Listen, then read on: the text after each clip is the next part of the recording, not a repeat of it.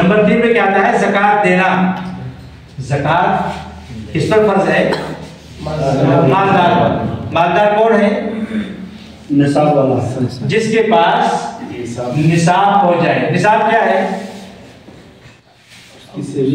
सोना और चांदी। ये क्या है? मीज़ान है।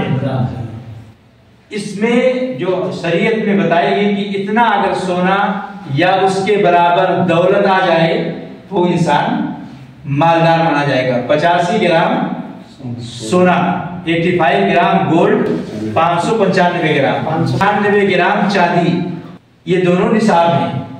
अगर किसी के पास इतनी दौलत आ जाती है या सोना आ जाता है तो वो मालदार कहलाएगा। और उस पर 1 साल गुजर जाए, मान लो कि आज 4 तारीख है, 4 तारीख को हमारे पास 85 ग्राम सोने के बराबर दौलत आ गई, तो अब मैं मालदार के जुमरे में आ गया हूँ। अब ज़कात कब देना है मुझे? कल नहीं देना है कि आज आए तो कल दे दें। 1 साल गुजरने के बाद अगर वो दौलत आपकी बाकी है, उससे ज्यादा हो गया, तो आपको 2.5% ज़कात देना है। और अगर कम हो गया है तो फिर आप गरीब मालदार के खत से नीचे आ गए हैं, इसलिए आपके ऊपर नहीं देना है। और इस्लाम में ज़कात इनकम पे नहीं है, आमदनी पे ज़कात नहीं है।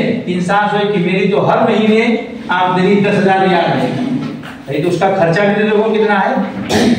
इनकमिंग पे ज़कात नहीं है, बल्कि खा पी के खर्चा करके जो बच रहा है, और बचता कितना जो मालदार के मकाम तक आपको पहुंचाए तब आपको देना है। ये इस्लाम का उसके मानने वालों पर बड़ा रहम है। अगर आमदनी पे, जैसे आज का जो दुनिया का कानून है, आमदनी पे टैक्स लगाया जाता है और उसकी चमड़ी उधेड़ दी जाती है कि खर्चा कितना है, बीमारी भी कितना लग रहा है। बस आपकी तनख्वाह 1 लाख है, आप उस हिसाब से टैक्स दीजिए। खर्चा आपका 1.5 लाख हो रहा है, हमको उससे कोई सरोकार नहीं है। इस्लाम ऐसा नहीं है। इस्लाम अपने मानने वालों के मिजाज का, उनके औदा का, उनके सिचुएशन का बड़ा ख्याल करता है। तो ज़कात मालदार पर फर्ज है, मालदारों से लिया जाएगा और गरीबों में तकसीम किया जाएगा। कौन से गरीब पर? से कहा गया तो खुद मिन अगनियाहिम व तुरद्दु अला फुकराइहिम। जिस इलाके में आप रह रहे हैं उस इलाके में गरीबों को दिया जाएगा। वहां के जिस इलाके में है, जिस मुल्क में है, जिस मिंतका में है, आप उस इलाके के मालदारों से पैसा लीजिए और गरीबों में तकसीम कीजिए। अगर वहां से बढ़ जाता है तो फिर दूसरे इलाके का भी, या जिस तरीके से हालात और औदा जिस बात की तरफ आपको रहनुमाई करे उस हिसाब से आप कर सकते हैं। और ज़कात की बहुत सारी तफसीलात है, तफसीलात में जाएंगे तो बहुत सारी चीजें आएंगी। ज़कात किन चीजों में फर्ज है, तो इतना कम से कम इतना जाने कि ज़कात किस पर फर्ज है। सोना और चांदी ये आप निसाब याद रखें। और हम चूंकि किसान भी बहुत सारे लोग हैं तो गन्ना पर भी है, तो गन्ने के लिए साल का होना जरूरी नहीं है। वअतुहक़्क़हु यौम हसादिही, कुरान अल्लाह कहता है कि फसलों की जो ज़कात देनी है जिस दिन कटाई होगी। अब उसमें कैसे देना है उसका भी एक मीज़ान मुतय्यन है कि 5 वसक़ अगर किसी के पास गल्ला पैदा होता है तो उस पर ज़कात वाजिब है। 5 वसक़, 1 वसक़ 60 सा का होता है, 1 वसक़ 60 सा का होता है, और 1 सा तकरीबन 2.5 से पौने 3 किलो का होता है। 2.5 किलो मान के चलें तो तकरीबन कितना बनेगा, इसका मैथमेटिक हाई है। 5 वसक़, 1 वसक़ में 60 सा, तो 5 वसक़ में कितना सा बनेगा? 60 को 5 से जब दीजिए 600 किलो कुछ हो रहा है। 3.5 60 वसक़ में 5 किलो, 5 वसक़ को 6 से जब दीजिए 60 से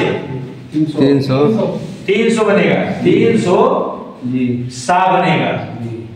और 300 सा में 1 सा 2.5 किलो का बनेगा, 3 लगा लीजिए तो तकरीबन 7.5 कुंटल बनेगा। कितना बनेगा?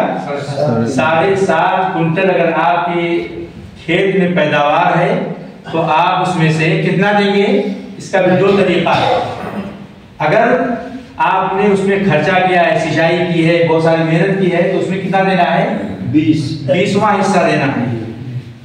20वां हिस्से का मतलब कितना हुआ, तकरीबन 5% देना है। और अगर ऐसे ही अल्लाह ताला ने वक्तन पानी का बंदोबस्त करते रहा, बारिश होती रही, आपको खर्चा नहीं देना पड़ा, तो कितना देना है, 10वां हिस्सा देना है। खर्चा नहीं, 10वां हिस्सा उश्र है और निस्से उश्र है, यानी 20वां हिस्सा या 10वां हिस्सा। ये सारी चीजें हैं। और इसके अलावा फिर जानवरों में भी ज़कात है और सामान्य तिजारत में भी ज़कात है। ये सारी चीजें ज़कात में आती हैं। तो ये मोटी बड़ी चीजें कि जो दौलत है उनमें ज़कात देना है हमको, और खेत में जो पैदावार है उसमें ज़कात देना है, और जो बिजनेस हम कर रहे हैं बिजनेस का भी हिसाब लगाएंगे इसी 16-40 के हिसाब से, और उसमें भी ज़कात वैसे ही देना है जैसे रुपए पैसे का और प्रॉपर्टी का ज़कात देना है। तो तीसरी चीज होगी